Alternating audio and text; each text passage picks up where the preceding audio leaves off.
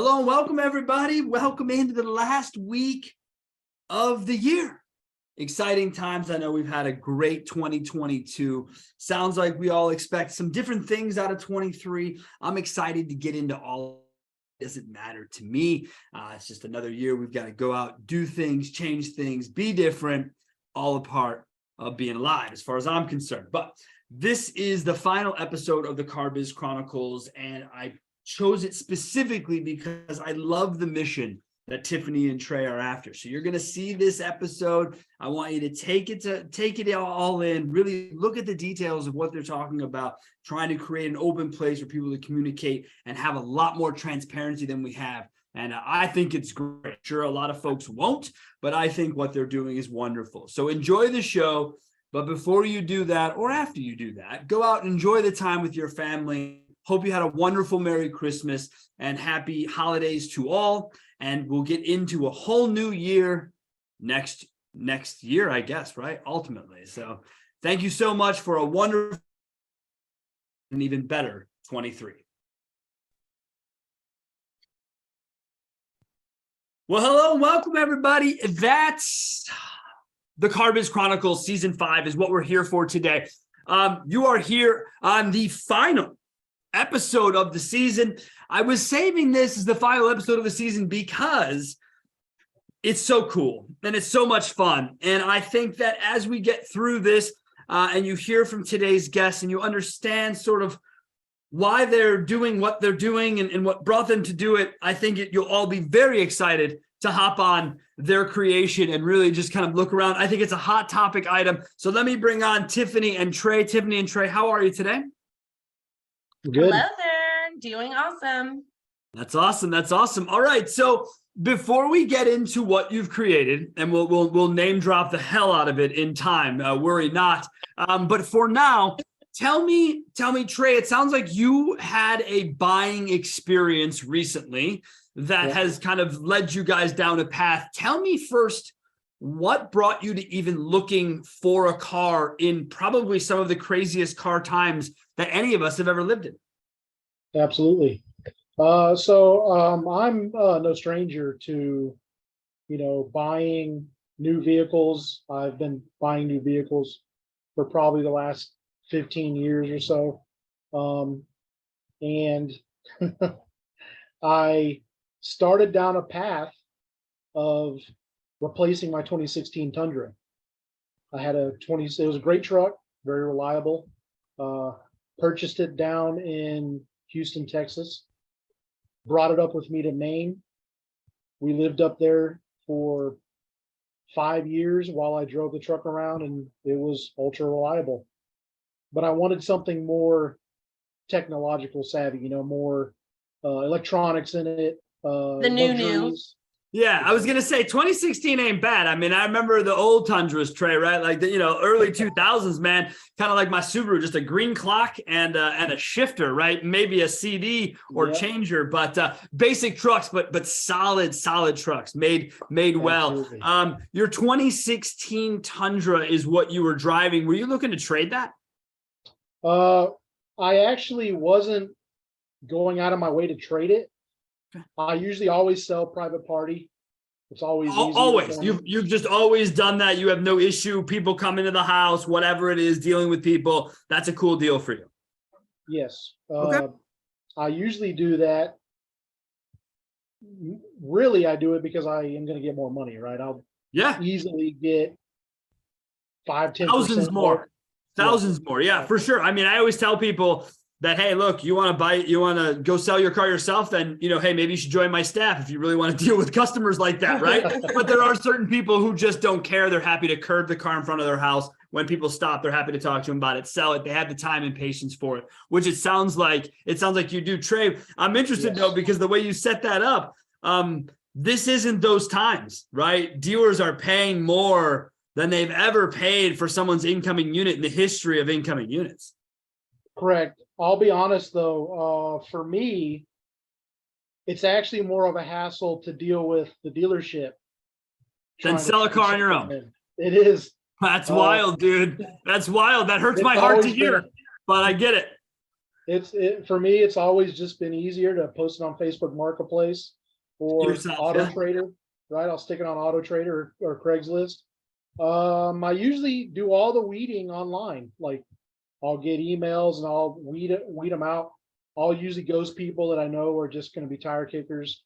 And This is awesome, dude. Again, I don't know what you do for a living, but you'll always have a job in the profession if you want. And I mean, you just literally described what an internet person deals with today, where they're like, yep, no, not going to reply, yes, replying. So that's awesome, dude. I mean, kudos to you for having that patience and really wanting to deal in the source of it. But crazy also, how, again, now I would have hoped that your opinion would be different, that it would be easier to sell a car to a dealer only because of how easy the CarMaxes and the Carvanas and people have made it.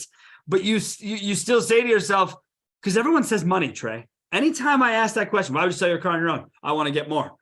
Trey just said, nah, it's just more of a hassle to deal with a car dealer to give them a car. It hurts, but I get it. Money does make an issue. It is a huge factor as well. For me, it's worth the few back and forth emails. Yeah. Usually it's a car that someone's, at least the first or second person that sees it is going to buy it. So I'm not spending a lot of time with tire kickers. So I'm not in the industry though, not even in the sales industry. I'm a technical guy. I work in oil and gas engineering. So this is not something, it's not really my wheelhouse. I just happen to prefer to sell them on my own.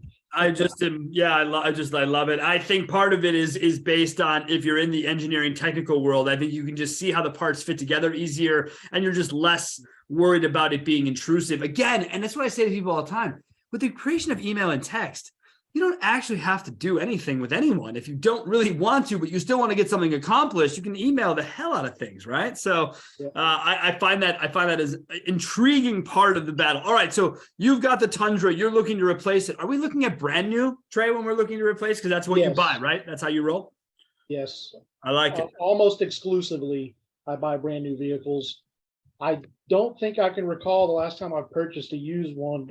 I had a 2003 what was that, a Dodge 2500 Cummins 4-wheel drive, great truck. That was that was purchased like a year or two old. So I just you like what you like. You work, you have your bills, you set up your life to have your new cars. No, look, you're like a salesman who knows what they're doing. You're like their best friend, right? Like I'll never forget one of my best customers. I met him and his wife in Boulder, Colorado in 2004, 2005. And right when I met him and we hit it off, she looked at me right after we sold the car and she goes, he's going to be your best friend.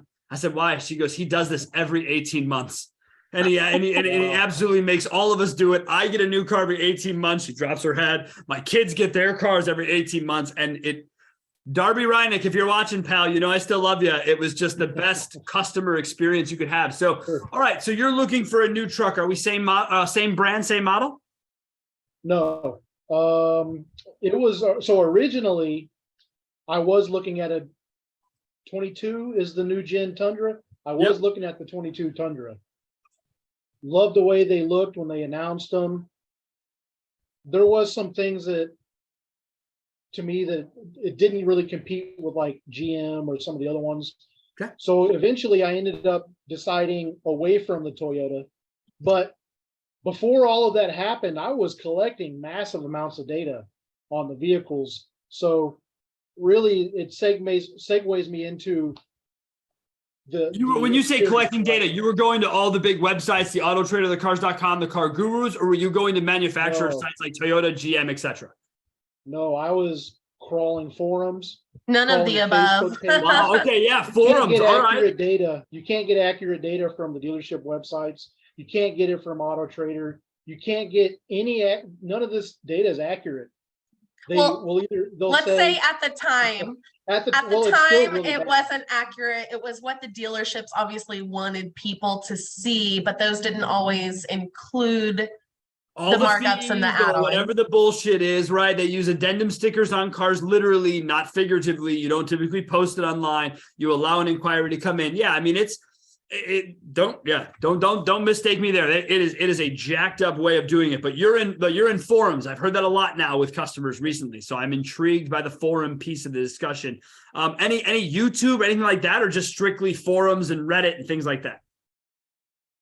Nothing was off limits. If I find someone talking about a markup at a dealership on a certain vehicle, I'm gonna post it, because people will go in the comments of YouTube and they'll say, oh yeah, hey, I did go to, Toyota, blah, blah, blah, South Texas.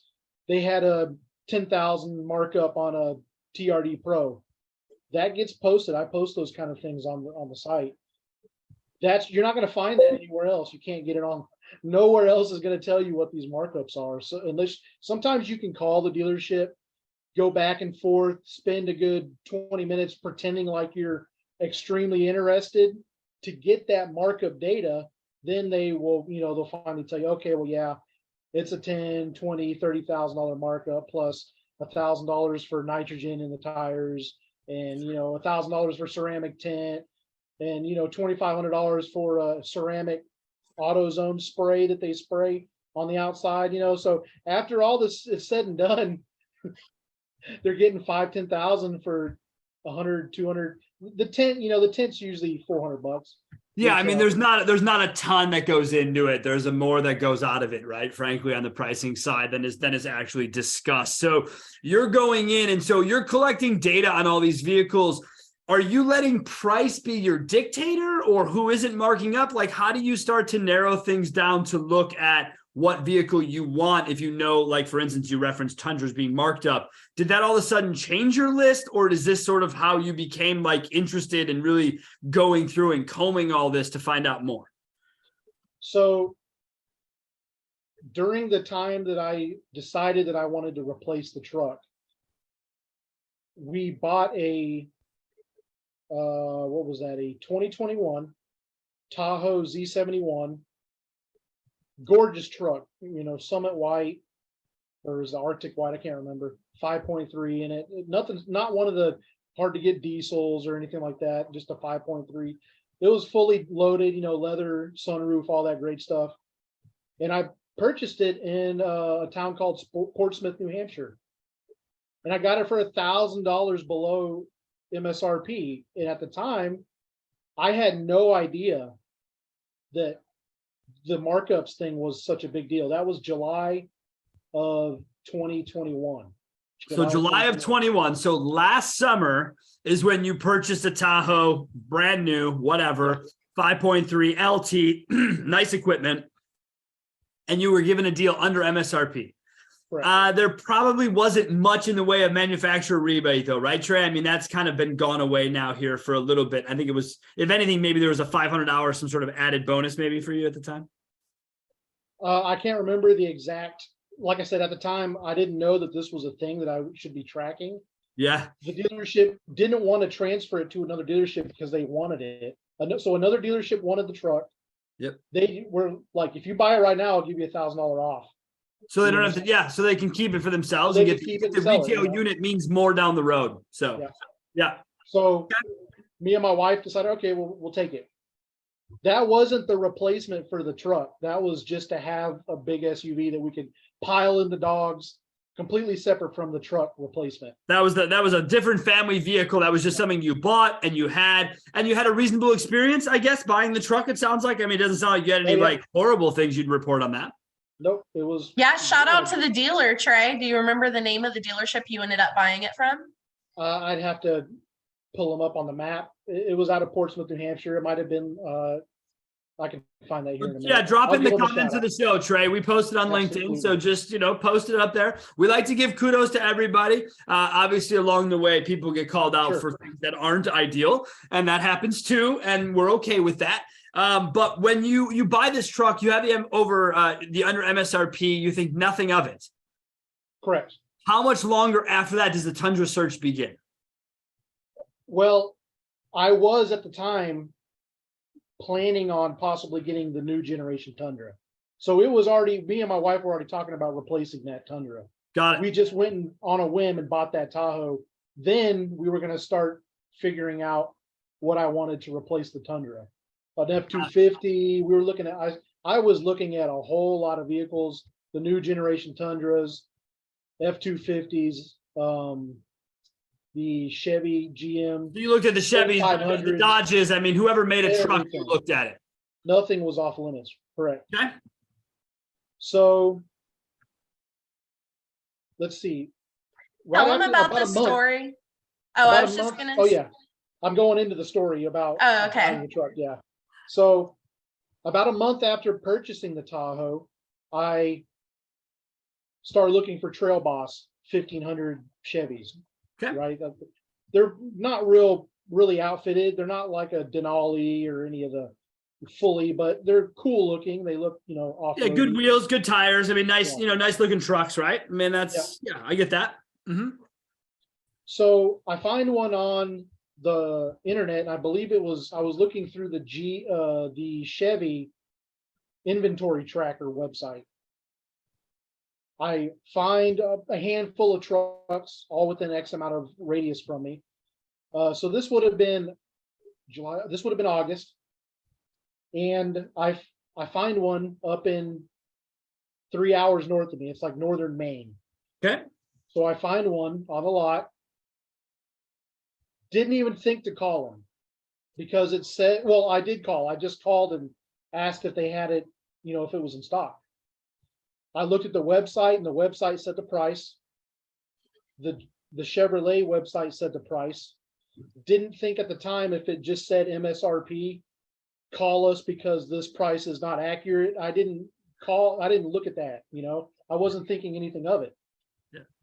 I just assumed that was the starting point, and then I could possibly even haggle it down even more. That's what I've done for 15 as we've years, been trained to do. Yeah, right. I mean, again, it's this whole idea and concept that all of a sudden the way that we've all been taught to buy and sell cars our entire lives is now, because of a pandemic, because of a shortage that we can argue is brought on by itself. It's something that I think to me is frustrating, right? And Tiffany, you say it really well, where it's like conditioned and trained and understood. And now manufacturers want me to be of this mindset of like, well, everyone is Tesla, and we all, no. You don't understand. Tesla came in late. They're a technology company. They're barely a car company. So let's just stop with that for a second. And don't make the comparison to Apple, because Apple's never negotiated, and that's never been a thing. So we can stop that. But when you look at like a Ford, right, 150 years or whatever, now you're going to convince me that MSRP is the only way that you and I will do business. Pass. It's a pass. I'm not going to do that, because we would never do that in any other factor of our lives. People say, well, you don't negotiate the price of food. Well, no, because we've never been conditioned to. So I don't know. I'm with you guys on that. So Trey, when you make this call, I love this, by the way. It's come up a lot.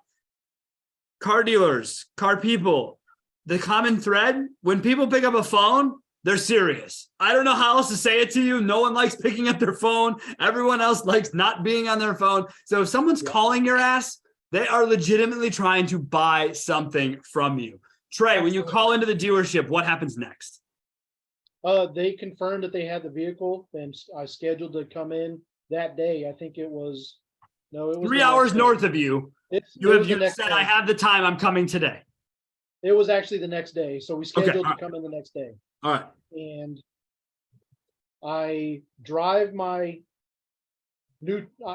truck there because I'm like, you know what, we'll see what they offer. Sure. Because I knew what I could sell it for private party. I had the number. So I said, we'll let them look at it and see if they can get close. I would be more willing to just trade it in. Just to have a transaction be complete, be done with it. I'm already here. I'm buying something. Let's just be done. I'll always give the dealer a chance. If they come close to what I'm going to be able to sell private party, 1,000, even 2,000's worth not dealing with it. But it's usually so far beyond that I'm not going to take a $5,000 hit. You know what I mean? Not when you know what you're doing and have a plan to post it and have done it times before. It wouldn't make any sense, right? Bad business. So I pack up my wife and we head up 3 hours north of Maine. The truck's sitting there on the lot. I don't want to go into specifics about what I saw and how unprofessional the dealership was. I'm not going to do any of that. but let's just say that I spend a good amount of time there. Give me a time, man. What are we talking? 3 hours, 4 hours, 5 All hours? day. I was at the whole ordeal was an all-day event, but I was at the dealership for about 3 hours. I went and test drove the truck, looked it over real good, was deciding if I liked whatever options it had. And I decided, okay, well, let's start talking about a deal. So then they take my Tundra and they go look at it. They've got the Tundra for an hour, looking it over real good. And they give me, they come up with a trade-in value.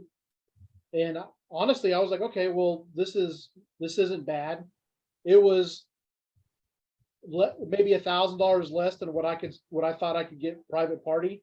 Again, it's in the Trey trade-in window. It is something you have said to yourself, I am cool. Absolutely. I will trade this thing in. It's under the 1,000, whatever. I'm hip. Yeah, absolutely. Okay. So I was game at that point. I was going to buy the truck. Yep. Had no idea about what was about to transpire. So one thing I thought was odd was that there was no window sticker. I'm so used to seeing a window sticker in the windows of all the vehicles. Dude, let me tell you something. It's the only way I could sell new cars, all right? I don't know shit about cars. I've been in the car business since 1998. I couldn't change the oil. I couldn't tell you where to even go begin that conversation. I help people find vehicles. That's what I've always done. And the MSRP is the only way I could sell things. I'd be like, oh, wow, look at the horsepower. Isn't this exciting? Look at the options, right? Like I have a clue. Doesn't matter. It doesn't matter. That's why it was listed. So you were driving in a truck with nothing on it. That had to have been alarming for someone who's bought as many new cars as you have. Well, at the time, it had a printout. It had like a sheet that gave all the options and all the details in the window. The old addendum. But sure. the Monroney, there was no price. Nothing. It didn't say anything about numbers. There wasn't a Monroney sticker. I know what that looks like. Right. Yeah, no, it's got it all on there. Options, safety, it makes you read real smart. So I know it's on there too. All right. So you don't see that, but you have the sticker with the options, but no money. Correct. Even then, I was oblivious. I mean, I was completely oblivious. Even then I was like, yes, didn't even think about it. So after we spent 2 hours, I was ready to buy. I started talking to the salesman and I was like, oh, can I see the Monroney sticker? Like it was just, no, I'm sorry. I'm getting my time frame mixed up. I got a printout of what the price was and it said the price. That's it. It just said the price. And I'm looking at it and I'm thinking, honestly, it didn't hit me at first, but I was like, that seems high.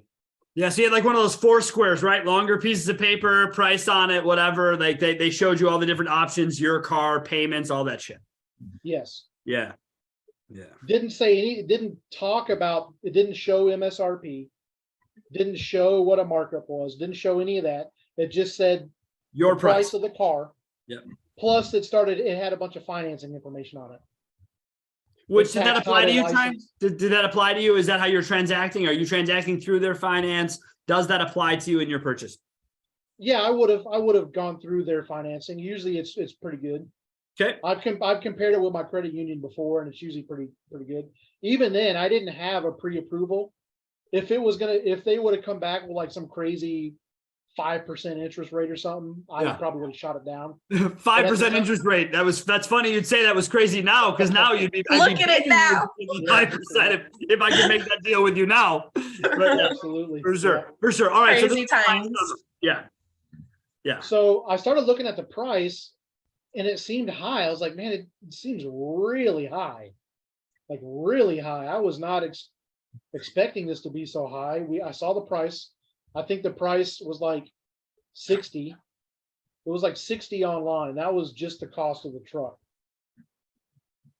So then I see the paper and it essentially says 70 or 75, just the cost of the truck. No other tax, title, license fees or anything. And I'm like, okay, well, something's going on here. Show me the Monroney sticker. Let me see the MSRP. That started a chain reaction of bad attitudes. The salesman immediately flipped on me and he's like, well, why do you need to see that? And then they made this huge ordeal. The salesman marches up to the manager's booth, but this was a really kind of we're in Maine. This is a kind of a podunk. Yeah, this is an old school car dealership, dude. This isn't a new retro place with a bunch of flat desks and glass walls and shit. Yeah. This thing's probably got the old school sales tower meant to be in the showroom, 8 feet in the air. You know, it's so we look down on salesmen who look down on customers. It's a terrible fucking setup. But all right, so you're dealing with some old school kind of approaches here. And interestingly, you notice that everyone switches the second the customer asks where the fucking price came from. It boggles one's mind. Yeah. So, and these are all really young guys. I mean, they look like they were like college kids. And they've never had to sell anything because they're so used to everyone just saying yes. See, there's no salesmanship. So. That's the sad part about it. Yeah. And they're all, I got a rude awakening for all y'all in the next 6 months. Welcome back to the mini car deal. Those of you who sell cars know what I'm talking about. It's no more big commission checks buying, everyone dinner. That shit is sales. I'm telling you guys, you're going to have to get back to actually selling things. All right, Trey, so you're in here. You know things are fishy. Now you've asked a question. People have turned. What now? Yeah, and I'll also state that I don't even have a problem spending 80, 90, 100 plus thousand on a vehicle. It had nothing to do with that. But it wasn't the price of the car. It doesn't matter. I mean, like if you wanted to walk in and buy a new Lucid Air for $125,000, you know what you're getting yourself into. But you're simply stating that this truck isn't a $75,000 truck. It is not about my affordability. It's about the truck being worth like 60 as opposed to 75. And then how they treated him. I mean, they could have just clearly explained why it costs that much and, been very upfront. And even then, they could have still probably sold Trey that. I could have sold Trey the car that day if I that's kind of what I'm saying. Like we spent 4 hours together and then I drove here 3. So I'm 7 into you guys. I got 3 homes. So it's a 10-hour day. I'm again, if given reasonable explanation, but you were given a wall, you were given a pushback where it seems like things became even less transparent, Trey. Yeah, I'll be honest. At that point, when I saw the price and then they made the showing of trying to give me what the actual MSRP was, I knew at that point, that these guys were screwballs. Like they were hiding the price. They did everything they could to hide everything so that when I got in there, they could do a bait and switch on me, which at that point I started getting aggravated, right? I'm like, these guys, I told my wife, I was like, I'm not even going to talk to these guys. Let's just go. Yeah. Let's just get up and go. We spent at that time, we had already spent 5 hours dealing with this, so 5 hours for you to get to a question of transparency to be shot down. Like it amazes me the time they wasted, right? I don't want to waste your time as a consumer, but as a salesman, Trey, the only deal I got is the deal in front of me. And if I can't get rid of that deal or make that deal or move on, then my day is beat up by that, right? That's why when I was young, I never understood why we wanted 8-hour negotiations. Like if I'm your top guy, you should be getting me like 20-minute negotiations so we can get this dude out and I can get to the next person, sell him a car. Well, I guess they're more after the they're after the gross profit of every deal. Most people would rather sell 1 when they could have sold 4. I get it. I do. It's no way to make a customer for life. Let this be the example to all of you as we speak through it. Yep, exactly. So the salesman puts on a big showing of trying to get the MSRP. He stomps his feet. He's like a child. I don't have any, but I assume that's what it looks like. So none of us have kids, so none of us really know. All right. Well, it sounds like a kid stomping away who's angry about to slam his door upstairs. It's like my little sister, I think, is the best thing I can give you. Exactly. I guess you could call me a big child especially after this. I got mad and went off and. Well, yeah, you got a little vindictive and you decided to create a whole idea around it, but it wasn't because you wanted to, it's because you felt the need to enlighten people, to let them know. So Trey, when you go to leave, what happens? I didn't leave yet. I actually let them put on a show for a little while. I bit my tongue and my wife's like, well, just calm down. Let's see what's going on. So the manager walks over to it's like a locked, almost looks like a safe vault, but it's not like a vault. It's like a file cabinet, but it's hardened. It's like a armored file cabinet, and he opens it up and pulls out. I see a huge stack of folded up Monroney stickers in it, and he starts looking through and unfolding them, and then he finds that one, and then he hands it to the salesman. He comes back and he goes, well, here's the Monroney sticker. And sure enough, it was the price that was online on the Chevy website and on their website. And I'm like, okay, so why is that price 10,000 more that you showed here? Well, there's a $10,000 adjusted dealer markup. And I just laughed. I was like, what is that? I was like, I'm not paying $10,000 more than MSRP. I was like, man, I was going to try to get this thing for like 5 or 10 below it. It's like, price. You guys are telling me that I'm going to pay $10,000. Again, it just shows my ignorance at the time. I didn't know that this was all going on.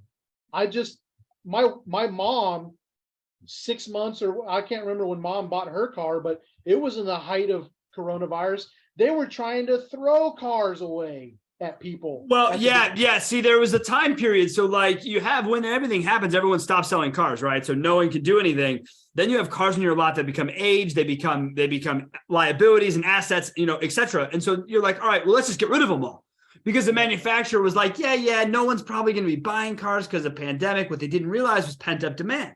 You keep people in their homes for 90 days. They come out, they're ready to spend all their cash. And then you go and give them checks for sitting on their asses. And they're like, oh my God, I'm just going to go buy everything in sight. And so as consumers, we've done a little bit of this to ourselves. I know that's not popular, but we are in our positions because we just can't help ourselves. We have to go buy. If you would have waited and still made these people work for it, they would have had to. But there was a point there, Trey, where things tipped. And as soon as cars became unavailable, but your desire, your appetite for that vehicle didn't change, they decided to just go for it. Yeah. And I know that is a free market system, right? Like I'm not a communist. I get it. I get it for sure. So my whole thing is the way it happens. If there's going to be markups, put them online, show the exact transparent pricing online so that people can then compare dealership markup to markup. Exactly. If everybody's doing it, right now, I got a host of clients who'd refuse, who are MSRP only people. And I told them, make a beat about it, man. Tell everybody about it. Say you don't charge over MSRP. They're like, oh, Sean, I don't really think that's necessary. I do. I think it's extremely necessary to let people know. Yeah. They'll go out of their way to order, even knowing that it's going to take a long wait to get the vehicle. They'll go out of their way to deal with someone 30 minutes, an hour away because they stayed MSRP the whole time. They will.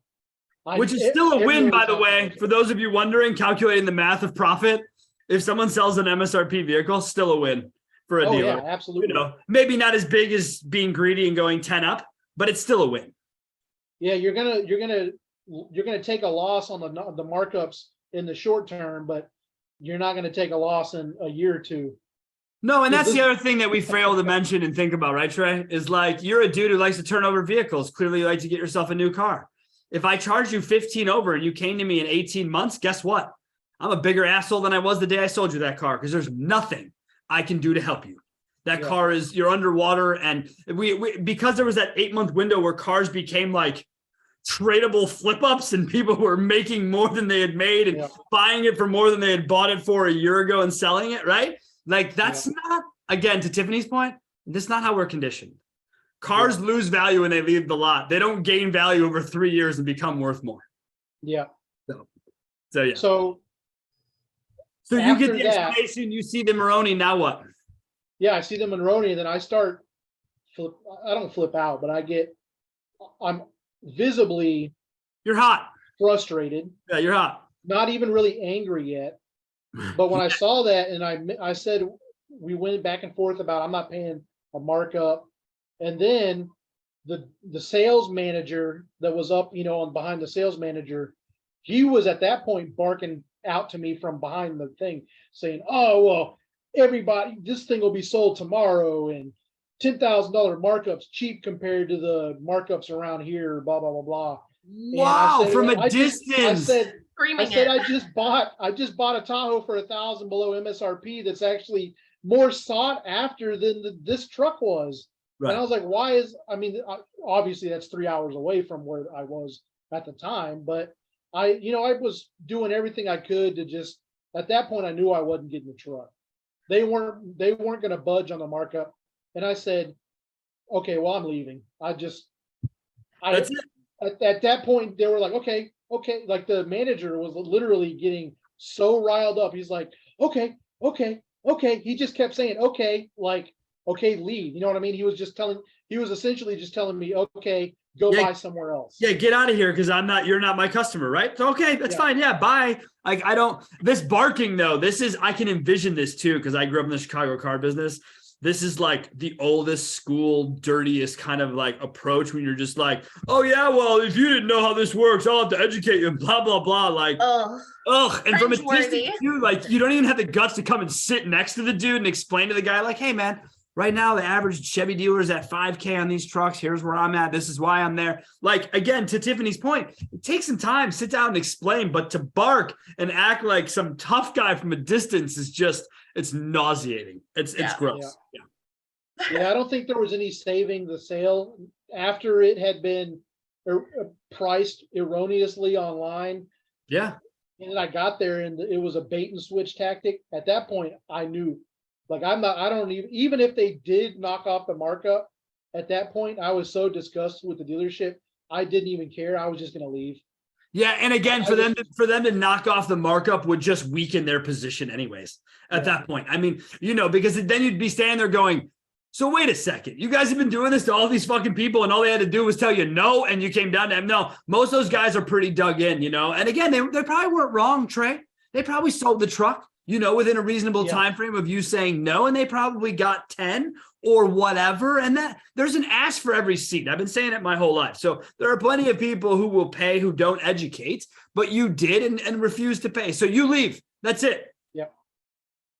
Yep. So at that point, the new Tundra, I can't remember when they actually announced, like they showed what the new Tundra looked like. And I think it was at the Super Bowl game. They released what that thing looked like. Cause there was just foggy, like dark pictures of it. Yeah. And OEM when that happens, photos. Yeah.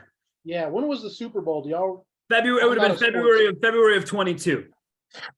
Okay. Yeah. So right before then, people were compiling lists at dealerships to get on a list, right? Get on a list to get a new Tundra. Yep.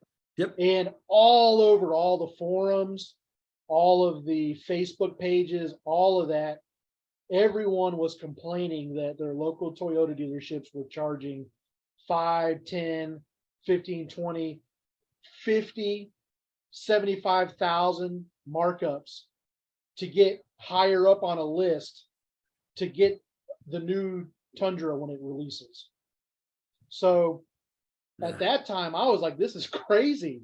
So I started. You just experienced it for yourself. So now now you're starting to put together pieces of a puzzle going, wait a second. This is what's going on at Toyota. This is what's going on at Chevy. This is probably what's going on all over the place. And that sort of probably is like a light bulb moment for you. Yeah. So that was way before I'm getting my time frame mixed up, but that was way before they released what it looked like. They were compiling lists at dealerships mid 2021 to get on a list to purchase, a new the 22 availability when it came out. Yeah, when they know how many they're going to get, you'll be up at the top of the list, depending on how much you paid or whatever. Yeah, depending on what you're willing to auction it off at, as a space on the list. Yeah, like we're going up with Bezos, for God's sakes. Yeah. Okay. So right after this happened, that's what really triggered me to start compiling Google Docs of all the vehicles I was interested in looking at and what the markups were on specific vehicles. Ram TRX, right? That's obviously a highly marked up vehicle when it's on the lot. But few people know that there's at least 4 or 5 dealerships that you can put in an order at like 4% below invoice pricing. And nobody knows that you can order these trucks, Tundras. There's guys that you can there's dealerships you can get on the list. Now, obviously the Tundra's list is longer and you can't actually order a Toyota vehicle, right? Because it's more like an allocation. They get the Toyota dealership gets allocated that vehicle, and then hopefully if it matches up with something, the dealership might be able to request well, it's white, but can I get it in gray? Or can I do, but it's not like an order that the American manufacturer. Yeah, not like everyone's thinking you just hop on, build your options, send your car. It's not like that. Yeah, it's not like that with Toyota. The Tundra list was really the biggest one because that was the one I was most interested in. I was most interested in the Tundra. So I immediately started compiling that list based on what people were saying the markups were at the dealership they just talked to. So that thing got hundreds and hundreds of dealerships deep. And I believe, I want to say the end of the year, Jalopnik or somebody picked it up and posted it. It was a little bit later. It was, yeah, it blew. I think it was like, maybe November, December, someone scooped it, and that was just in its very basic form. Yeah, it was a Google Doc sheet, and I had opened it up to the public multiple times, but what ended up happening every time I would do that is that we would, and I caught multiple dealers going in there, deleting out their entries in my Google Docs. And specifically, I'm not going to name a dealership, in Texas, a specific Toyota dealership, they had the worst markups that we had really ever recorded for the Tundras, was going in there and making it say 0, like they weren't marking up. So you've got this idea, this concept kind of running around with the bots and kind of collecting the data. I'm the bot. You're the, well, right. So you're the machine. You're the machine. I'm manually collecting them and pasting them into Google Docs. I don't have the technical capability of designing a web crawler. Yes. You know what I mean? Yeah. Look, when you go to markups.org, by the way, and that's what we are. That's what we're dealing with. That is the genesis of what is born out of this. It looks like the only way to get that is by having crawlers, dude. So, maybe some of my tech guys on this show can lend a hand. Help figure out a way to automate and scrape and do this for the betterment of people. So Trey, talk to me. Where does Tiffany get involved in this? How do you guys come together on this sort of plan? Absolutely.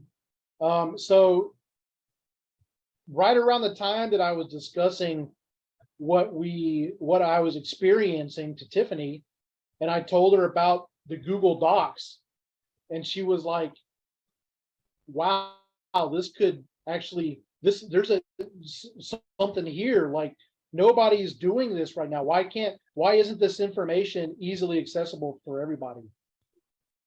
And Tiff, if you want to jump in here and kind of describe how we linked up and what you offered and things like that, you could certainly hop in. Yeah, sure. So at the time, so I had just moved to Maine from Texas with my husband, right? Kind of, I guess, when all of this was happening. But yeah, Trey, we were actually on our way to a hike in the mountains. Trey, I don't know if you remember specifically, but I remember the first second that I envisioned what this site could be as far as a platform and a community where we'll get into that later. But anyways, when Trey was telling me about all this data that he collected at that time, I was actually executive for marketing at a data privacy company. And one of my biggest frustrations, so in marketing, I'm always trying to educate and entertain through content, right? So my immediate thought was more people should know about this. We should definitely have a platform where consumers can share their experience, where dealers can see what consumers and they can respond, try to redeem themselves if they need to. But really a place where we could educate the normal new car shoppers what's going on out there now, how it's come to be, and then just in general, people have feared going to dealerships for a long time, and it's usually some of the older folks and some of the younger folks that that are a little naive in thinking that they can't haggle or they can't do certain things. So when Trey told me, first off, I was there when he came home without that truck that he drove to go get. In fact, he called me that day and was like, we're coming home with this truck. And so when they came home without it, I was quite shocked. And then I found out everything that happened. And so within that same time, my husband actually was looking to purchase a Toyota, and he ended up leasing one because it was so impossible to find one ready to go. Like, we had a 2-week period, we had a set budget, like we knew exactly what we wanted, but it was impossible to get. So we ended up actually just leasing his Tundra.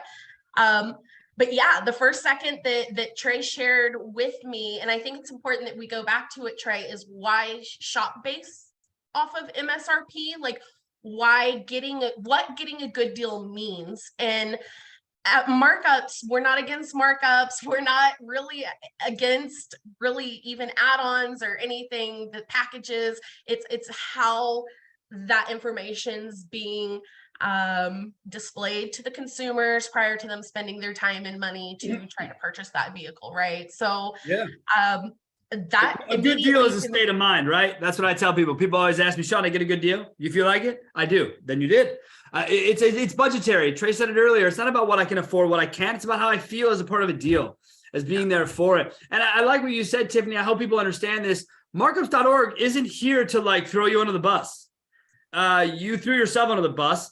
They're just trying to make sure that consumers realize that there are those that charge this over, there are those that charge this over, and that you should know that as part of your research. And that's what really drew me to it is you're not trying in the way I see it of trying to be a thorn in people's side. You're trying to be an educator who says, look, just put it on your site. And if you're going to do it this way. Yeah. I mean, we want the industry to grow. I'm sorry, Trey. I was just going to say, people should be able to shop based on MSRP. Yeah. And I think the industry as a whole just needs an overhauling. I mean, we've all kind of had that. I mean, you literally just described what most people think of when they think of a dealership is like this old school, archaic marketing, bait and switch, old school, like sales tactics, cold pressure, like cold sales. And it's that way in other industries as well, but dealerships get the worst names because of movies and things like that have been depicted from it. So I think it's just something, watching a lot of leadership and a lot of people that are trying to push the automotive industry forward. That's really what we're trying to build is a space where everyone could do that. It's completely transparent to where it illuminates all the dark corners. And I'll backtrack a little bit. I am like a little OCD, like super organized.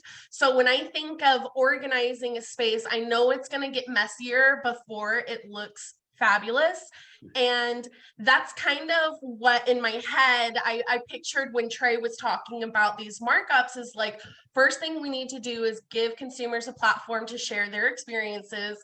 Secondly, we need to build it to where the dealerships can run competitive analysis. They can find out what the actual like average markup is, where most of them are probably just guessing right now because 80% of dealerships have it gated.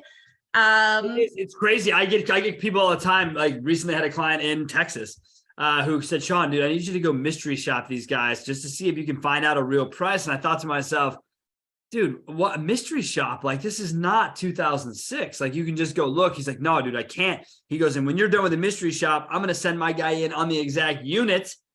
And then I'm going to show you what I'm talking about. And I'm just like, I don't really want to get involved in this. This is like a rabbit hole. It's going to take us all down with it.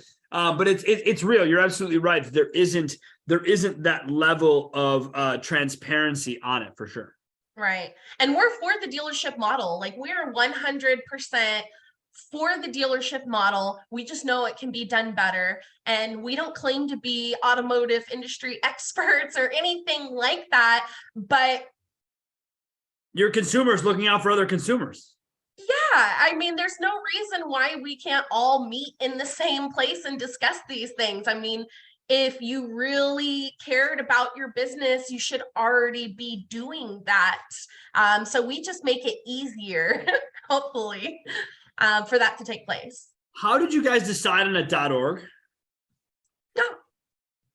Well, it was in the beginning, it was a real simple decision. I knew that I wanted markups, and it wasn't available on any main .com, anything. Definitely there was no .com or anything, but I was amazed when there was markups.org available. So I just used it. I didn't want to use, he bought like 100 domains. I didn't want to use a weird one because I wanted it to stick. I just wanted I wanted it to stick in people's minds so it's not easily forgettable. .com would have been better, but .org was literally like the second choice, and I just grabbed it. That being said, too, I think ultimately, because we do have several actual domains that lead to that site, ultimately in the beginning, in conception, when this was, prior to even forming an LLC or anything like that, we weren't sure what it was going to grow into be. We weren't sure if it was going to be a nonprofit, if it was something we were going to try to raise funds for that way, or if we were going to be for profit. So the .org definitely helped because to us, it just meant, community. Like when you think of a .org, that's what you think of. Not necessarily for profit or nonprofit, but most community type platforms that you think of are .org. Agreed. And that's why I like it, because it does speak to that community part of it. It does speak to the experiences that people are having. And I think that you guys may not be car people, but you are car consumers in a way that none of us car people can actually be. And, my wife, I got her a new car, right? Like it was the last car off the port before they were closed for COVID. We had ordered it previously. I had known what I wanted. I built the car specifically, blah, blah, blah. It came in for, we got it. And one of my buddies was like, dude, do you want to just turn around and sell me your car? And I'm like, what? My lease is up. What are you talking about? Like, I just want to turn my lease in. He's like, well, it could be worth the headache of you actually going through, buying it and reselling it to me, because I can give you more. And I'm just like, what? Why can't you just fucking give me more then and take the car in my hands and like, let's just be done with it. Like, you're going to make me, he's like, no, you got to buy it. And so I'm like, no, I don't care. It's a headache. So I think there's a lot of different things that have gone on along the purchase window that people don't really give credence to. So markups.org starts to become an idea and a concept between the two of you, right? Brother, sister combo, really digging in on the idea. Who kind of takes the concept and really runs with it, or did you guys both run at the same speed with it? That's a great question. I think I think we're both equal parts. Trey is like the idea man, and I'm like the get shit done person. So he comes up with all these great concepts and what ifs, and he's really like empathetic, so he can actually put himself in like what would other people want to see, which is great for software. It's just super important, because none of us really do. Again, automotively speaking, we never do that. With all the tools and bullshit we put on these websites and all the things we do, what we don't realize is if we just simplified it, it would be a lot easier. So right. So, and then with my history and owning and operating previous businesses and franchises and marketing, we really kind of split the bill in that sense. Exactly. And cool. It's a lot of work. Cool. Yeah, I was gonna say, so markups.org is a lot of work. It comes with way more work than we thought. Is it a side hustle for the both of you? Is it a commitment from one of you or the other? What is the actual presence of it? How much attention of your time does it get? Right. So for my brother, he has a full-time job. He's an engineer in the oil and gas industry. So he does that. He works his normal 8 to 5, and then he's usually from 5 to 5. I don't know if from 5 is moderating people's posts, finding his own posts. He edits all of the copy that I write. Like he approves all the marketing aspects. He comes up with ideas for the software itself, the platform itself. I actually quit my full-time job in July, and have been solely focusing on this full-time since then. That is awesome. That is awesome. So as we wrap this up, you guys have been unbelievable with your time, and the story of how you got here is just, I love it to death. I hope everyone is listening. I know we've been on for a while. Break it up, do it like a Netflix show, watch it 20 minutes at a time. I don't really care. Here's the thing. When you go through this and you have this design, what kind of negative pushback have you received besides people going on Trey and trying to zero out your shit? You've created a community of people for people to speak, right? And freedom of speech is what we all love as being an American. However, just because people have the freedom doesn't mean they should say some of the shit they should say. What has that been like for you two to get feedback from dealers? What's the negative troll aspect of this look like for the two of you? So some feedback has been great, and they're like you, they like what we're doing, they want to push the industry forward, whether it's for show or not. And then I'd say even still, I think some of the hate that we get on our chat box online is secretly still dealerships and some of the salespeople there. But we got, very rude and hateful emails of people threatening us. They're going to sue us. They're going to take us down, take us to court. But we would read those, not one formal cease and desist. So a lot of them would have their advertising and marketing agencies threaten us, which I've owned a few, so they don't scare me like you're a marketing agency, you're gonna sue me. Like, that's so ridiculous. But it goes to show, once again, that type of dealerships like mindset, right? Yeah, it's the defense as opposed to the explanation. Exactly. We've had some reach out. Actually, just last week, we had a dealer reach out and she was like, hey, this is fake. And at first I'm like, oh, been there, done that. Like, we've had so many people like come in and tell us. We've misrepresented so many people. Trust us. We've heard you before tell you that what we're showing is fake. We get it. Thanks. Bye. Yeah. So, but it ended up, this was the first dispute from a dealership that we flipped. So it wasn't the fault of the person posting it. It wasn't a scam. Like, they legit had just got the car in that day from a trade from another dealership. It had the old dealership's sticker still on it, and a consumer walked by, snapped a picture of it that day and posted it.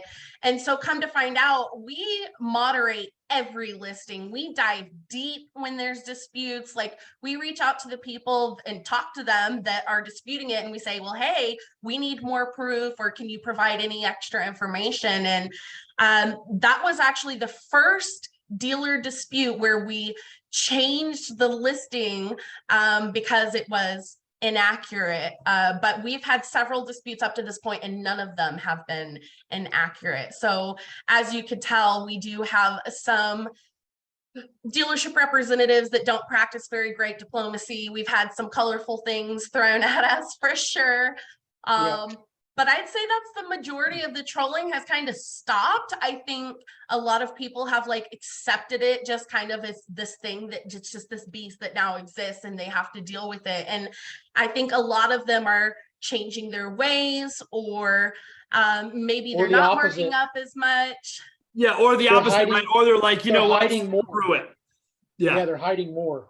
Yeah, they're like, forget it. We're gonna figure out another way to get around this. We're just gonna take stickers off cars altogether, and which that is way, illegal, no one can right? see it, right? Like, I would tell consumers, if you ever see that, take a picture, post it to markups.org as a, hey, where's the sticker at, man? Just as an idea. Most people are now doing the addendums, which you see a bunch, market adjustment, time adjustment, and again, let's be clear about this, and I think you guys do a nice job of it. But let's be clear, someone's paying this. And you cannot, as Trey said, you cannot blame a free market for being a free market. And I know that, Tiffany, you and I think when I had a comment on one of your LinkedIn posts about it, and someone had come on like, well, God, it's everyone should, realize that we can charge whatever we want. Yeah, no, we do. We're talking about transparency, people. Yeah. That's what the conversation is here. It isn't about what you're trying to do. It's about what you're trying to not show people that you're doing. Yeah, that's it. And when I got the hiding in the dark aspect that we don't condone. I did the opposite, man. I used to tell consumers all the time, managers hated me. I'd be like, guys, I'm gonna go grab you the invoice. And consumers would be like, bullshit, he's a liar, he doesn't have the invoice, blah, blah, blah. And I'd come over out of the book from the manufacturer, I'd say, look, here it is. here, and I'm looking for 500 over this bottom number. This is the invoice, what I paid for the car. And people will be like, okay, done. 30 minutes. We all agree we're there. We're good. Managers hated my guts. Absolutely hated me. Sean, we're never going to give you that. Don't ask me for that. This is ridiculous. Customer doesn't need to see it. Why not? Like, let's go. Let's agree to a profit. This isn't the Red Cross. We all know that. So let's just accept who we are and admit to it, right? So Trey, here you are. You and your sister are out here doing this whole thing. Do you feel like there's been a change or a shift in a positive way because of what you've done already? And what are you looking forward to the future of this bringing? I think there's definitely been a positive for the customers, because now the dealerships are being transparent in the open through our site, forcing competition. And that's the thing, is all really the main thing I'm after. This is a free market. Let's force competition. It should be competitive free market. You know what I mean? It shouldn't be hide and seek, bait and switch pricing free market. That's not what that's not what I believe in. Yeah, there's probably the balance, right? I think originally we're all like, oh, competitive. That's how we all got down to like super huge rebates and incentives and all that. But think about the manufacturer, right? Think about how much money they're saving.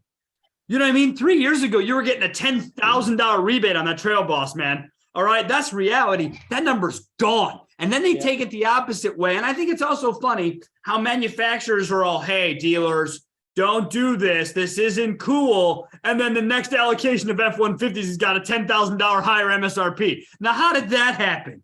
Yeah. Now, what is that nonsense? So manufacturers are as responsible for the mess we find ourselves in as consumers, as dealers are.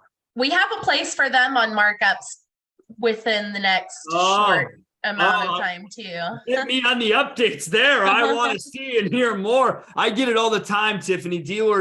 People have used my show as an outlet to use me to say, hey, I can't say this, but I know you will. So can you bring this story to the forefront? And we do it all the time. And so, I would love to be able to share with you, hey, by the way, I got Toyota doing this guy. People are being very honest about what it is they do and don't do. So, Trey, that's awesome. Tiffany, same question to you. Do you think there's been a change since? And what is the future of markups.org to you? Yeah, I don't know if there's been a change since, or if I've just kind of dove deeper into the industry. So I know a lot more about it now than I did a year ago. But I like to think optimistically and hope that there has been a positive influence on the dealerships to want to be transparent and want to better themselves people, and take all those record-breaking profits they've made this past year and invest it into their people and their training and their communication, their tech stack, making sure everything's easy to understand and easy for anyone to be able to see, with exceptions, of course. So yes, I think for the consumers, they now have a place they can go. They can share their experience. If they have a bad one or a good one, other people can take that information and learn from it. And soon, I hope it's going to be a place where it's consumers, dealers, OEMs, and industry professionals can all meet. They can all view the data based on what they need. And then they can use that to grow and scale their business in a reputable manner. Wow. The two of you, I tell you what, I could not have been happier that we connected on this. I try to position my shows to be a certain way. And obviously I thought this would be the perfect finale to end the year, to end everything, to end the Car Biz Chronicles. So thank you to the two of you for having such tremendous drive and passion for an industry that you've been a part of as consumers and now are really looking to dig in and be an even bigger part of. Thank you very much for doing that. Yeah, thank you so much for your time and bringing us on. Yeah, you guys were great. All right, everybody, that's going to wrap it up. Season 5. I can't believe we've been doing this for 5 years. Either I'm too old or the internet never stops. But either way, I'm happy to have done it. I look forward to doing it again in the future. Everyone, have yourselves a wonderful rest of your holiday season into the new year. Again, Tiffany, Trey, you can find the two of them, at least at my level, on LinkedIn. Tiffany, is there anyone else we should find? Markups.org. Do you have a social positioning you want to share with people where they can find you? Yes, y'all should all go subscribe to our new YouTube channel. We launch next Friday, December 2nd. So go follow us on there. We don't have any content, but we will, and you'll be the first to be notified. Well, that's awesome. Hopefully you might even find this show on their YouTube channel in the future. You never know how it all works out. But as always, thank you guys so much. Thank you for joining us, fans. We appreciate it. Have yourselves a wonderful day.